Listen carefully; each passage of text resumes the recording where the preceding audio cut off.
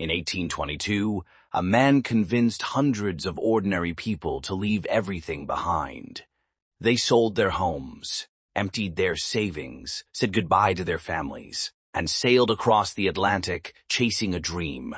They believed they were moving to a beautiful new country, with fertile farmland, thriving cities, and limitless opportunity. But when they finally arrived, there were no cities, no government, no roads, no homes. There wasn't even a country. It was one of the greatest frauds in history. This is the unbelievable story of Gregor MacGregor, the man who sold a nation that never existed. Gregor MacGregor wasn't an ordinary scammer. At least, that's not how people saw him. He was charming, confident, well-connected, a decorated soldier who claimed to have fought alongside the legendary South American revolutionary, Simon Bolivar. Newspapers praised his military achievements.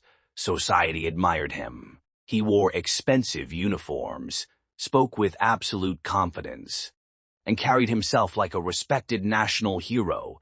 When Gregor MacGregor spoke, people listened, and that was exactly what made him so dangerous, because the greatest scams rarely begin with unbelievable lies.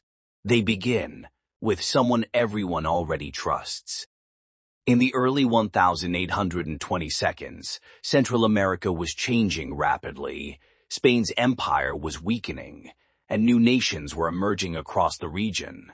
Most people in Britain knew very little about these distant lands. Gregor MacGregor saw an opportunity. He claimed that during his travels, the ruler of a prosperous Central American territory had rewarded him with an extraordinary gift: a vast stretch of land called Poyais. According to MacGregor, Poyais was a thriving nation: rich forests, fertile farmland, wide rivers, precious resources, a modern capital city, even its own government. There was just one problem: Poyais didn't exist. It was almost entirely a work of imagination. Creating a country wasn't enough. Gregor MacGregor needed people to believe in it. So he did something extraordinary. He printed official looking maps, published detailed guidebooks, designed a national flag, created government documents, even issued Poyais currency. The promotional books described endless fertile farmland, thriving cities, healthy rivers, and unlimited opportunity. Anyone willing to settle there could become wealthy. In today's world, we'd call it brilliant marketing. In 1822, people called it the opportunity of a lifetime. The illusion was astonishingly detailed. Poyais had official government documents, beautifully engraved maps, a national flag, even its own currency. Every detail reinforced the same message. This wasn't a risky investment. It was a once-in-a-lifetime opportunity, and the more authentic it appeared, the easier it became to believe. The promises were irresistible: rich farmland, high-paying government jobs, a tropical paradise where anyone willing to work could build a better life. Hundreds believed him. Farmers sold their land, merchants emptied their savings, entire families packed everything they owned into wooden trunks. They said goodbye to parents, friends, and the only homes they had ever known. Many believed they would never have to struggle again. In September 1822, the first ships left Britain, carrying hopeful settlers toward a future that had never existed.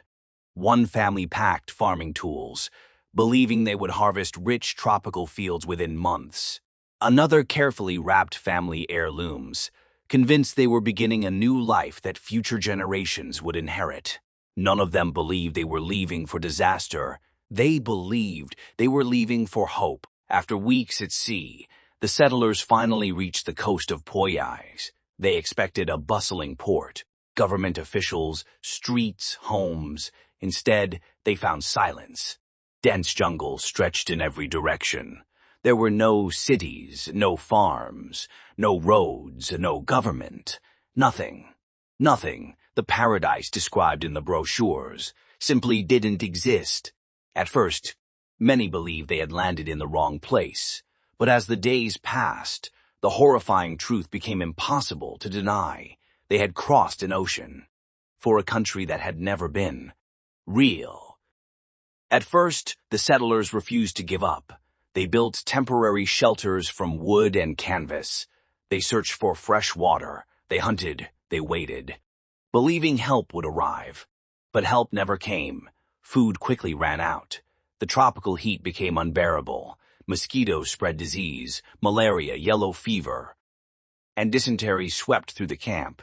Every morning, fewer people woke up. Parents watched children grow weaker.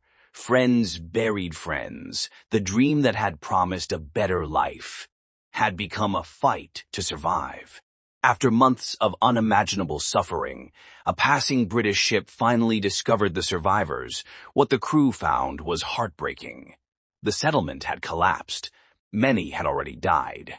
Those still alive were starving, sick, and barely able to stand. Out of the hundreds who had left Britain full of hope, only a fraction survived long enough to be rescued. They returned home with an unbelievable story. They hadn't found a new country. They had become victims of one man's imagination. You might expect Gregor MacGregor to have been arrested immediately. After all, hundreds of lives had been destroyed. Families had lost everything. Many innocent people had died. But that's not what happened. MacGregor simply left Britain and tried again. He printed new brochures, sold more land, promised the same paradise to a new group of victims. Even after the truth had begun to spread, some people still believed him. It sounds unbelievable today. But confidence is often more persuasive than evidence. Gregor MacGregor eventually escaped serious punishment. He lived for many more years and died believing history would remember him as a visionary. Instead, he became one of history's greatest con artists. But perhaps the real story isn't about Gregor MacGregor, it's about us. Why do intelligent people believe impossible promises? Why do hope, confidence, and the dream of a better future sometimes overpower reason? The story of Poyais reminds us that the most dangerous lies aren't always the most convincing. They're the ones that tell us exactly what we want to hear. Nearly 2 centuries later, the fake nation of Poyais is gone, but the psychology that created it still exists today. If you enjoyed this documentary, subscribe to EvoliqExplainer for more extraordinary true stories that reveal the fascinating intersection of history, psychology, and human behavior.